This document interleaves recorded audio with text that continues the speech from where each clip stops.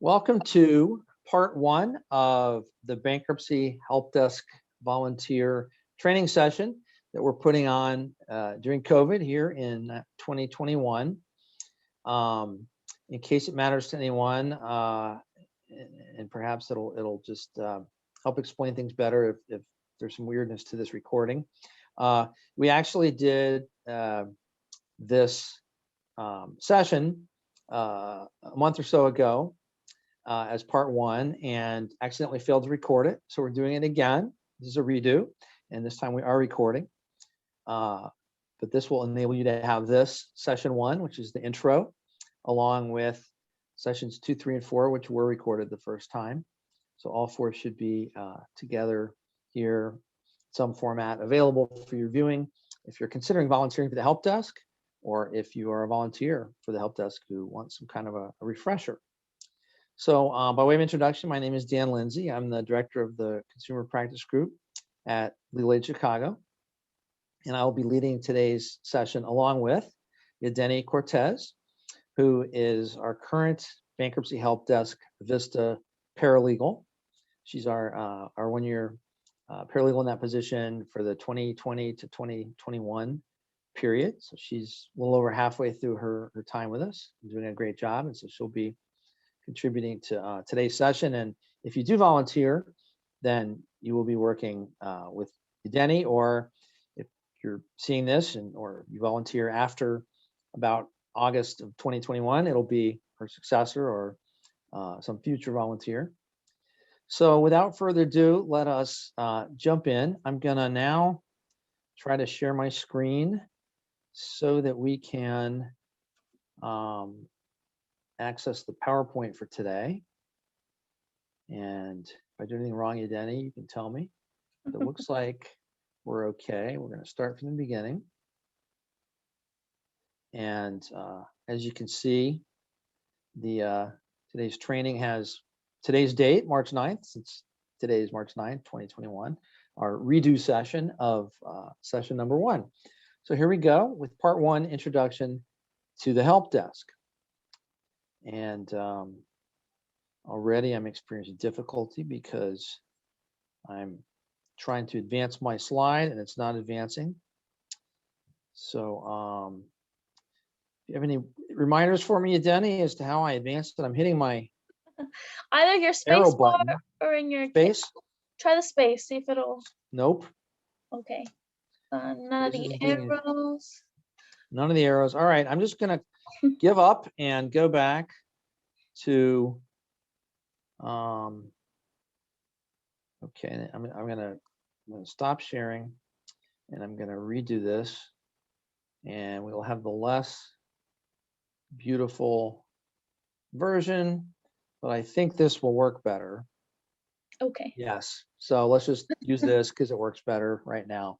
So to give you a quick overview of the history of the help desk, we began 14 years ago as a partnership between the Northern District of Illinois Bankruptcy Court and the Chicago Bar Foundation, who funds us, and Legal Aid Chicago, which is who we are, and we coordinate the help desk. We had in the past had part or full-time attorneys from Legal Aid Chicago, but currently are all volunteer.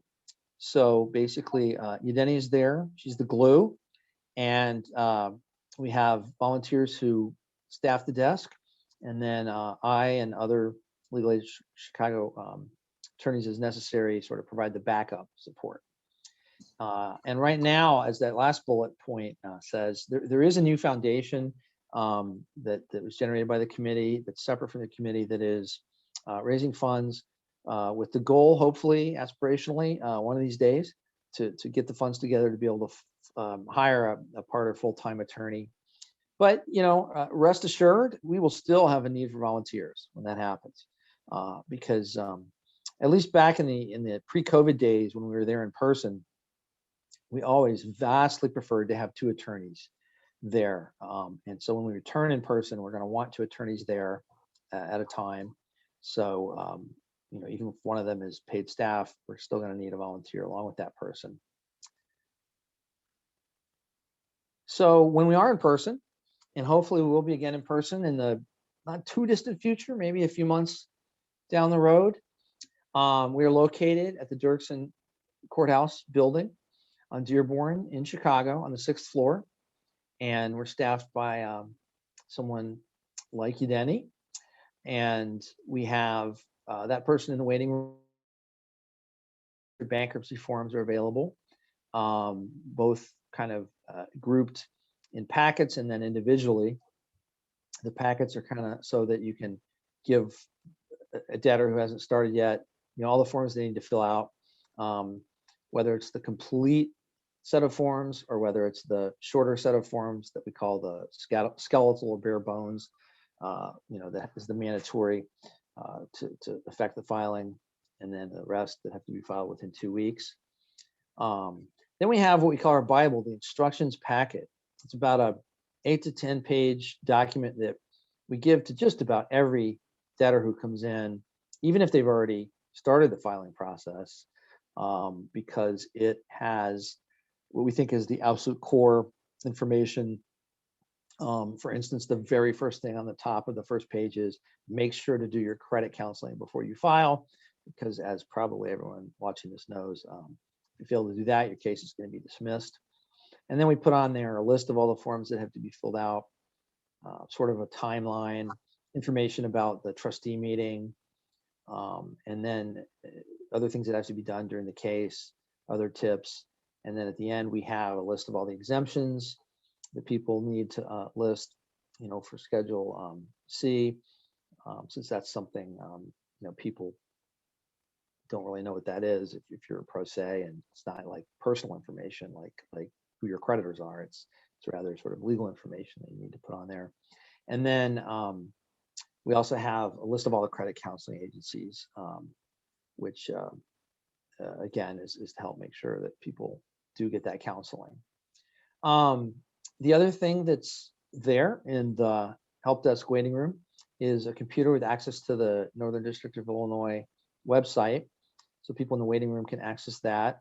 They can't access the internet fully, but they can get at least to the bankruptcy website with a lot of key information, including, for instance, the self-calculating plan. So if they're filing a 13, if there is time and it's not too crazy that day in the waiting room, they might be able to actually access that and use the online form to work on starting to fill out their Chapter 13 plan. And then we have just a lot of other materials there. If somebody's coming in and they've got a lot of student loan debt, or they're wondering whether to file and want to know about, can anyone come after me? Should I file? Should I not file? Materials along those lines, and many other types of things as well. We're always adding. And then there's 2 attorney offices. So this is where the debtors will actually go sit and see the attorneys. And in each room, there's a desktop computer with full access to the internet, and of course to the bankruptcy court docket, so that you can look up somebody's case and see everything that's been filed. And then dozens and dozens of motions, notices, and letters, sample motions. We'll talk about that. Things that you might be using and filling out and giving to the debtor to help them with their case. And the binder, which we'll talk more about. So physically, there's this thing called the binder, which you'll also get a digital form of if you volunteer. And it has, sort of everything you always wanted to know about bankruptcy and helping people at the help desk, but we're afraid to ask. And so you can consult it when you're there, or really it's almost more helpful to look at the digital form, before you volunteer, or if you have questions maybe about something, on a day after you volunteer, to sort of study up, as it were. So the motions that I just mentioned, which are available to you, and again, there are dozens, if not hundreds, but there's probably about 15 or 20 that are most common and represent maybe 90% of what you're doing with people in terms of helping them with motions. So for instance, a motion to extend the stay, right? If someone has had a pending case in the last 12 months and only has a 30-day stay upon filing, obviously you want to help them get that filed as soon as they file the second case so that they can get the automatic stay extended. Or a motion to impose stay, which, as you probably know, is when there's a third filing within 12 months. In other words, they've had 2 previous filings. This is their 3rd one within the past 12 months. And so there is no stay unless they get the court to impose the stay. And obviously, we're getting into more challenging territory when you move from the motion to extend to the motion to impose. And you have to help the debtor explain why this time it should be different, why it should work, why the court should give them the stay. Motion to waive filing fee. That's a big one we see. Obviously, when you first file Chapter 7, at least, you can fill out an application to have the filing fee waived. I think there are a fair number of times when people fill out the Chapter 7 bare bones or skeletal, so they're not including Schedule I and J with their income and expenses, and so a court doesn't really know, what their income is, and so the court may deny the original application to waive the fee. And so the motion to waive the filing fee is where we help them sort of reapply via a motion to waive the filing fee. And this time, they're going to attach that I and J and make sure to show how limited their income is. And many times that will do the trick, and they'll get the motion to waive the fee. Or a motion for extension of time to file schedules when somebody comes in, and again, unfortunately, they filed the skeletal, and which, by the way, is not something we encourage, but when people do that, they might come in on day 15, 14 days after the original, and say, oh, I need more time to file my schedules or certain of my schedules because of X, Y, or Z. And the court will not automatically grant that, but I think routinely grant it if there is a reasonable, explanation for why they need more time. And of course, less time is better. and if they're coming in after the 14 days, then typically they better be ready to file those schedules, those late schedules, right away. So we can help them with that. Motion to vacate dismissal. A lot of people come in after the case has been dismissed. Sometimes for a reason as simple as the fact that they got the post filing, that second debtor education financial management course, but they failed to file the form saying that they got it. Something like that. So there are definitely times when it's appropriate to file a motion to vacate dismissal. Other times it can be more challenging, and maybe they're not going to get it granted. Notice to convert to Chapter 7, we do a lot of, when someone's in a 13 and just sort of proves over time that they can't really afford the 13, or they'd really be better served to convert to a 7, or the 13 is going to be dismissed, but a 7 would really, still be useful, productive for them. So then we might help them file a notice rather than a motion. You can just file a notice and convert, and then we give them the sort of relevant advice to go along with that, which includes, that they'll have to have another 341 meeting, this time with a panel Chapter 7 trustee, and then they can add any debts they've incurred since filing the original 13. Excuse me, little pop-ups will occasionally occur on my computer, which I have to do that too to get rid of. And we can't see them, so it's all good. Oh, you can't see them, so you don't know what I'm talking about. You're like, Dan, you're going crazy. Well, if there are brief pauses like that, it's because I have to do something with my computer to deal with little pop-ups. Okay. And then the last thing on the motion slide is the Mendiola letter. We do those from time to time.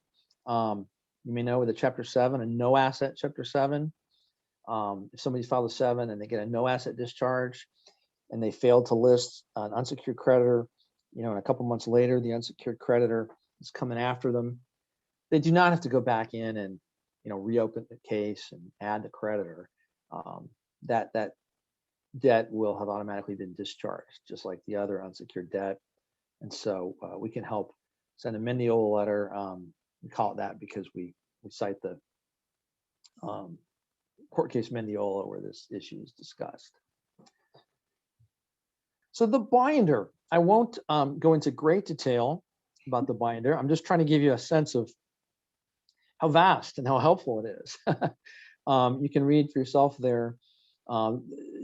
I've got 3 slides. So this is just slide number 1 of all the things that are in there. And so it really talks a lot about sort of the procedure of being a volunteer attorney at the desk, how it works, what you're provided with, some tips on dealing with clients, handouts that are available to give to them. And then as we move to the second of 3 slides on the binder, a lot of case law or statutory and code and case law. So requirements for converting is there, the local rules, and stuff moving on to dealing with the trustee meeting.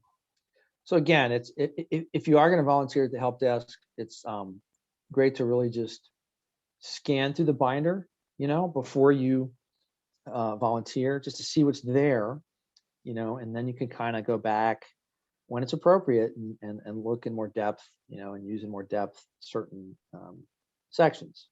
And stuff may come up even like, you're dealing with a client or a pro se debtor at the desk, and you're not quite sure what to do. And it's totally fine to tell that person you'll contact them the next day, 24 hours later, with more complete information, or maybe, Denny will if you want her to do it. But then you can do follow-up research, research using whatever resources you have at your disposal, but also the binder itself. And the same holds true for now. You'll hear more, especially from you, Denny, about how we're operating now completely remotely during COVID. If when you see this, we're still operating remotely during COVID or operating remotely at all, via telephone or via Zoom, you'll have the digital binder, and you can consult it and otherwise do research and follow up and get back with debtors. There's never any pressure to respond to them, immediately in all cases, or to pretend you know the answer if you're not quite sure.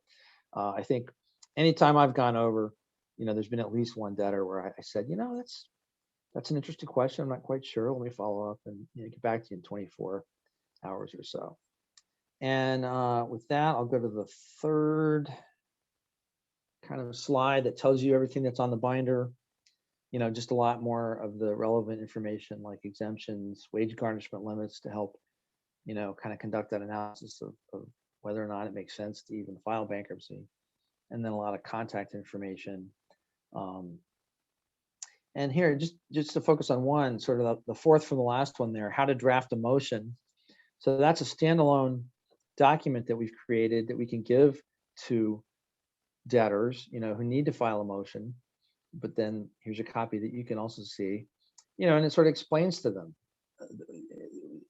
what you'd be explaining to them, directly in person, if you're talking to them, namely that when you file a motion, there has to be a notice, and you have to pick out a time for your judge when that motion can be heard.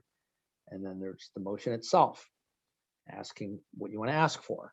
Then there's the proposed order, which hopefully the judge will sign, giving you what you want, right? And then all of these things have to be sent ahead of time to the trustee, and in most cases, the creditors, telling them about this motion that's coming up. So, we try to lay it all out in a form where we can give it to the debtor and they can have it and take it and use it.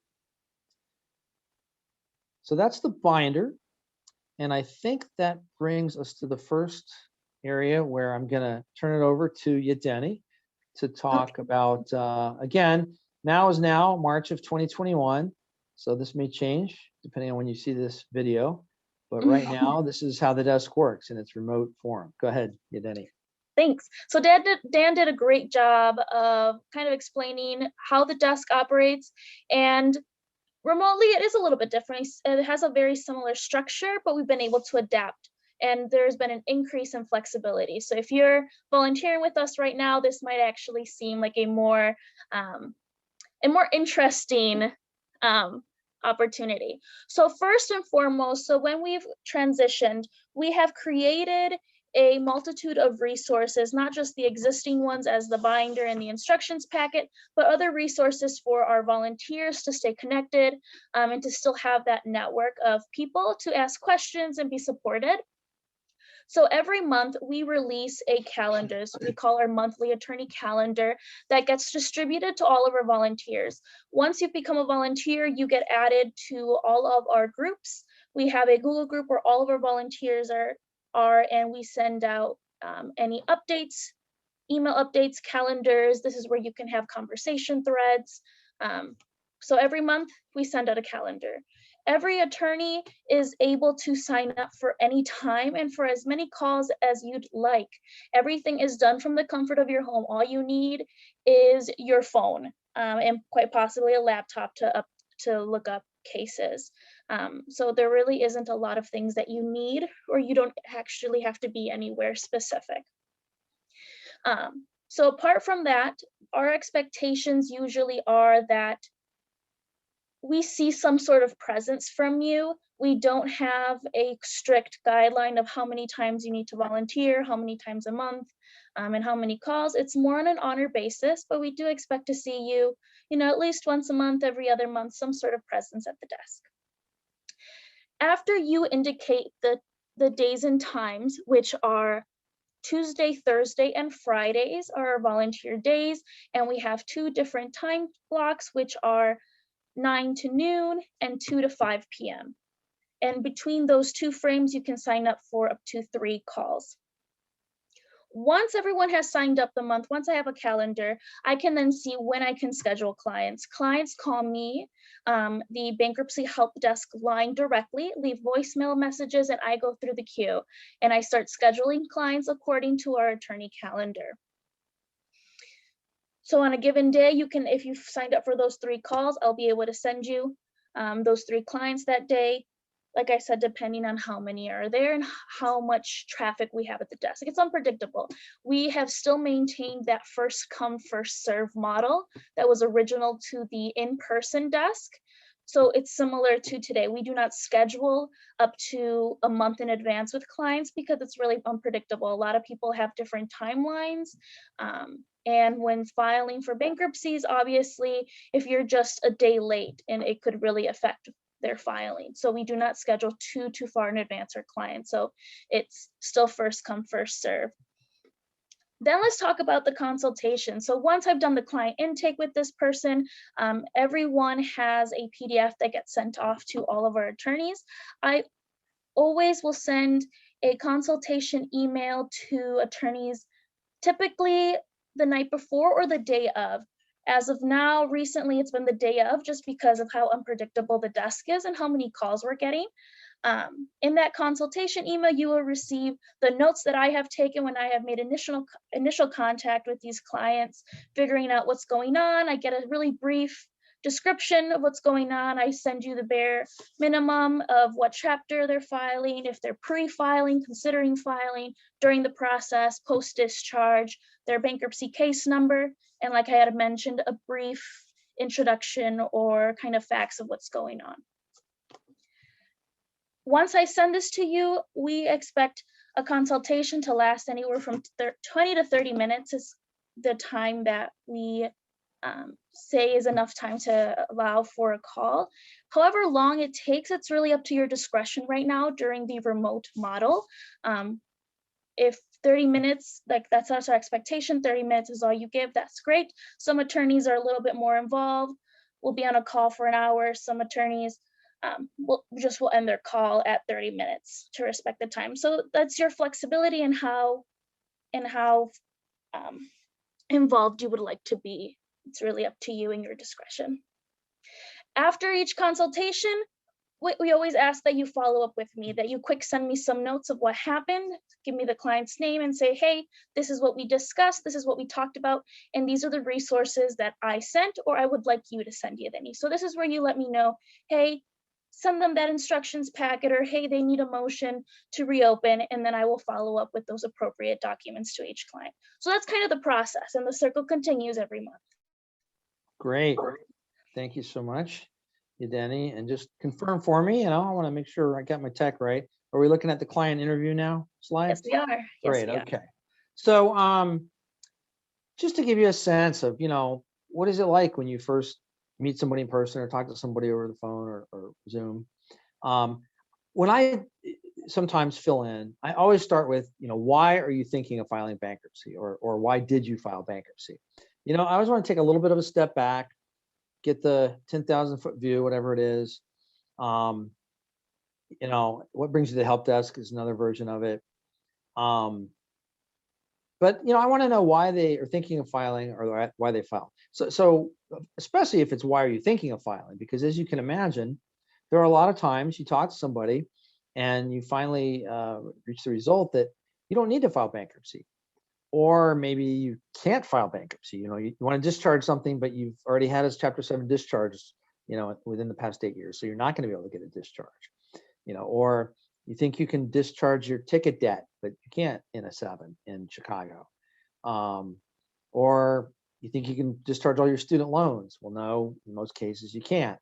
So, again, when I visit the desk to fill in, I would say at least on average, one of those debtors, I'm helping them determine that it doesn't really make sense for them to file bankruptcy. And, they're usually really grateful for that. Of course, the courts and the trustees are all grateful, because that's one less, unnecessarily filing. But moving down to my questions here, if they have filed and, it makes sense for them to continue with their bankruptcy, that fourth question, what can I help you with? And the next one, what can I focus on during the next 30 minutes? So this is kind of going back to what Danny just said a minute ago.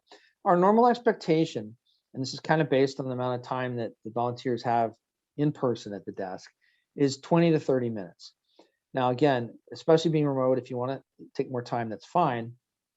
But we don't want to impose the expectation of pressure on you that you spend more than 30 minutes. Now, you may be thinking, there's no way that I can fully advise somebody from A to Z, and help them through all the schedules, and even, my goodness, a plan, if it's Chapter 13, in 30 minutes.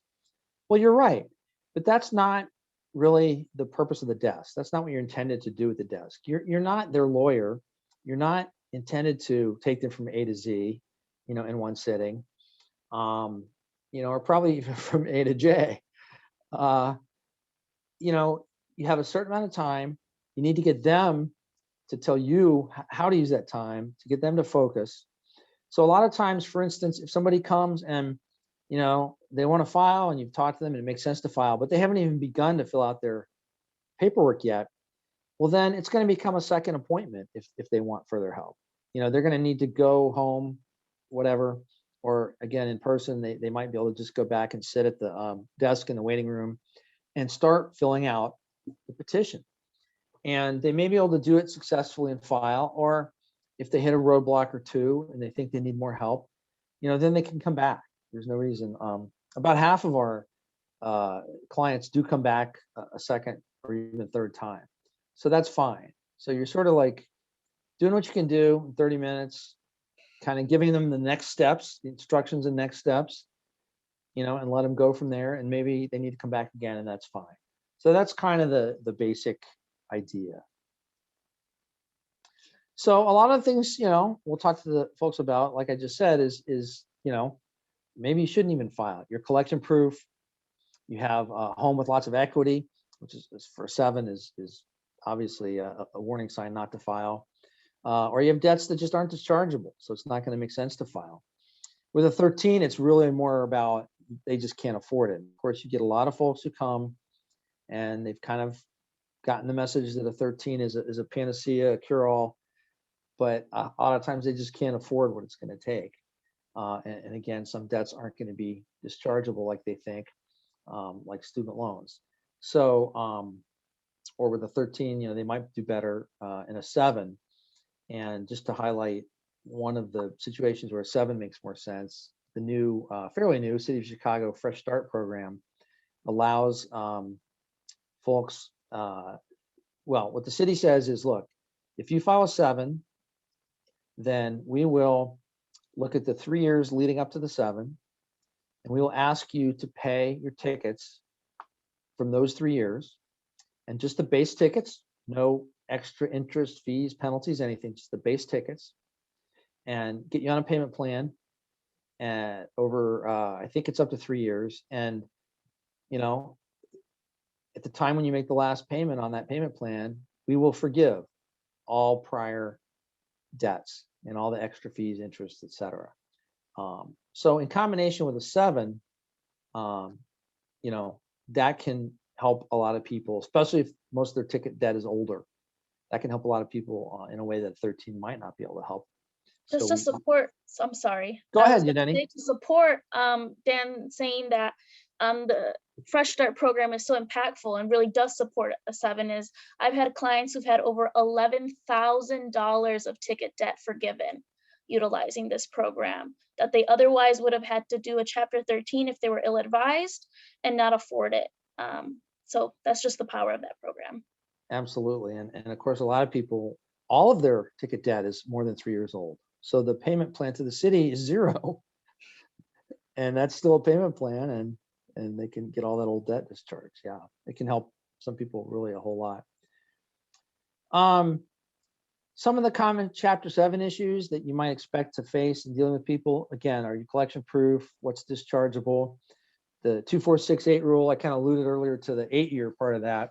You know, if you've gotten a 7 discharge within the last 8 years, you can't get one until 8 years have passed.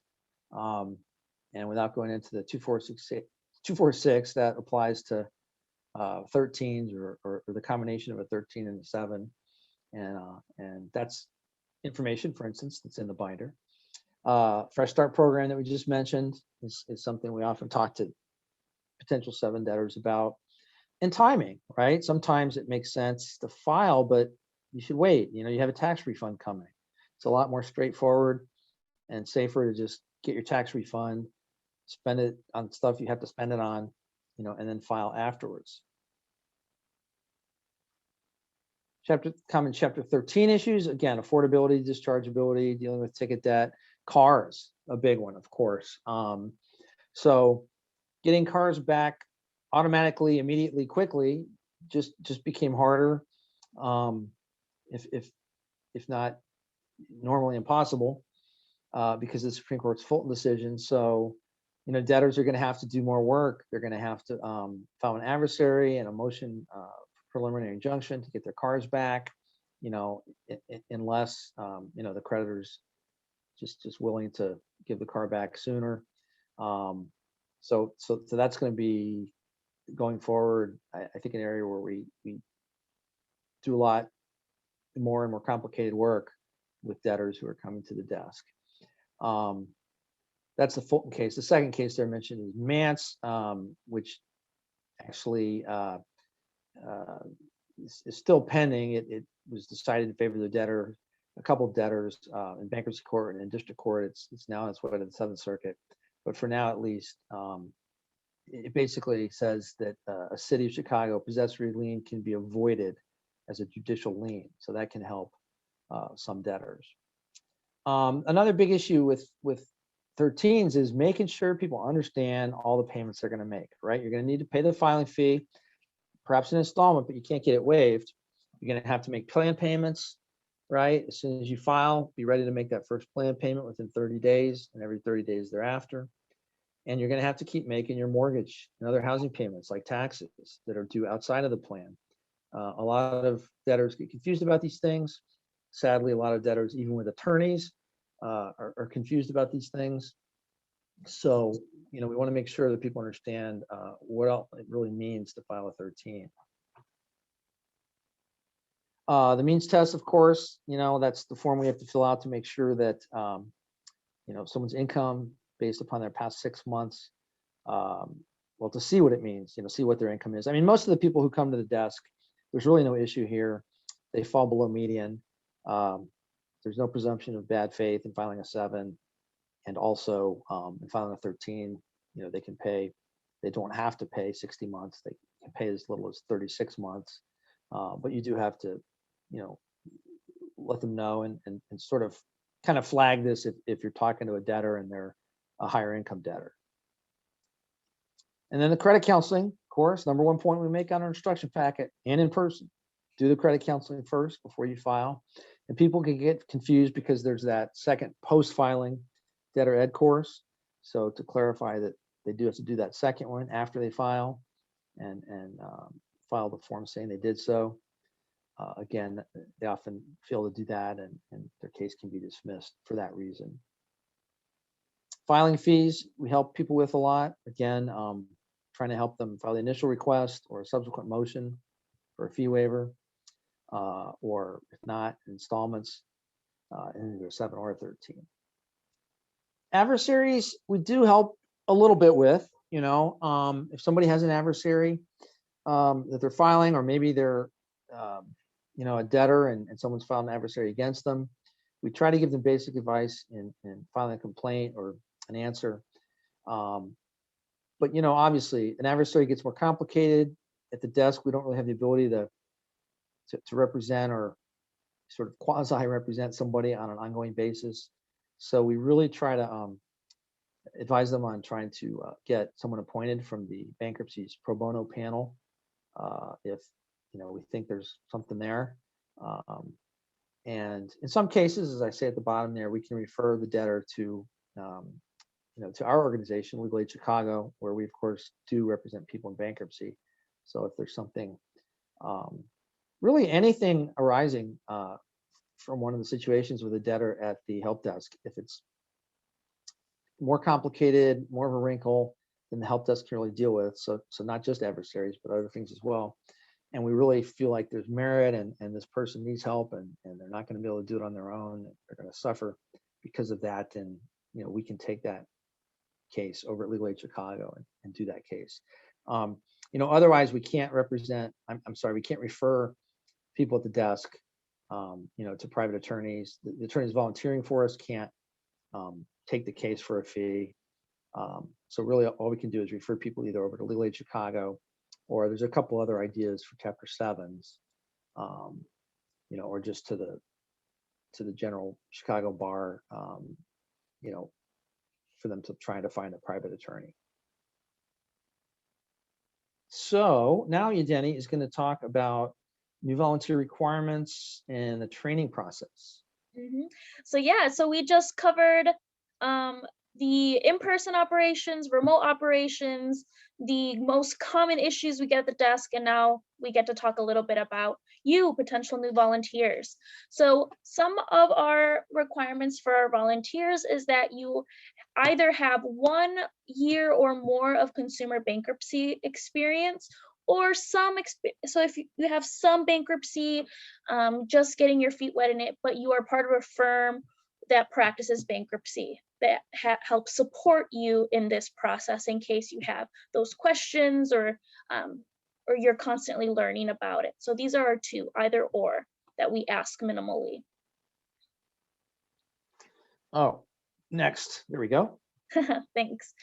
So during the training, so when you do the training, you will be speaking mostly to me or the person that comes after me, the bankruptcy paralegal, the help desk coordinator. And it all starts with that initial inquiry. So first, if you're interested, usually from our volunteer services through Legal Aid Chicago or even directly to me, say, hey, I'm very interested. So the first thing that we're going to do is we're going to schedule a call. This call is usually a quick 30 minutes, and I ask you questions as to, what's your interest, making sure that you're licensed to practice here in Illinois or in the Northern District. We want to make sure we have some of those first things done, and then I kind of run you through the operations process. Similarly to what we did today, we do over the phone. I make sure you understand what our expectations are and make sure you understand the resources that you have. And if there is any more interest, we move on. Then I share that attorney binder that Dan had talked about. That's kind of the hub, the place to go when you have quick questions, the first step. I share this binder and other resources. I will share the binder, I will share the instructions packet so you can see what we help share to clients. I will also walk you through the materials we have available. Similarly, in person, we have all of our motions available. We have that as well. We have a Google Drive where we have all of our motions housed, all of those letters that we were referring to, all the informational flyers, everything that you could possibly need, we have in this drive. So I will also walk people through that as well, let them know what they have access to. Next, we ask them to do these training videos. Within the training binder as well, we have a few videos that kind of help outline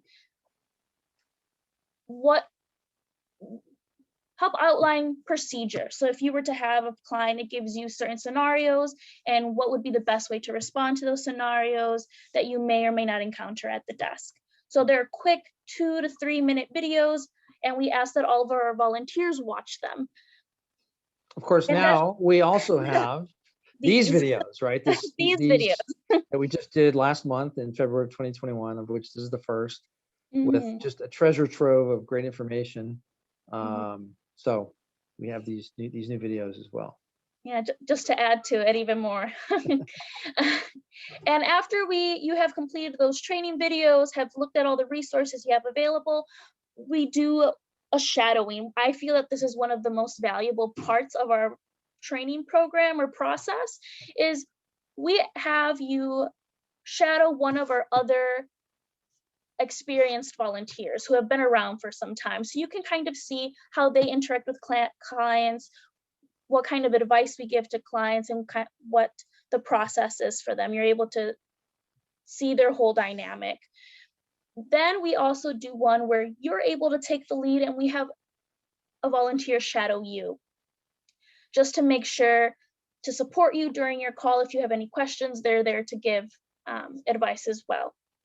Once you've completed this entire process, received all the information, done the training, done the shadowing, we now consider you a bankruptcy volunteer. We officially put you into our Google group of volunteers. You're able to receive calendars, able to go through the accounts.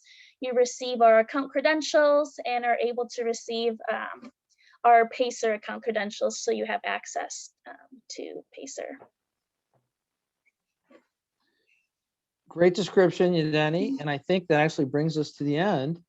And does. so if anybody watching this video has gained interest and might want to volunteer, if you haven't already done so, you can reach out to myself or Yadeni or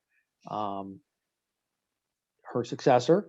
The other thing that's not on here is, you can just contact Legal Aid Chicago directly. Our website, there's information there on volunteering in a number of ways, including the help desk here. So you may have already been through that process if you're watching this video, but if not, anyhow, the information is there. So thanks for listening, and we hope to see you and have you volunteer with us in the future. Yadeni, any last thoughts? No, if you're just, Dan basically said, if you're really interested, this caught your attention, just follow up. If it's not with us, it's through somewhere else, so it's worth reaching out. Great, thank you. And I'm going to now try to stop the recording button, and that'll be the end of our session.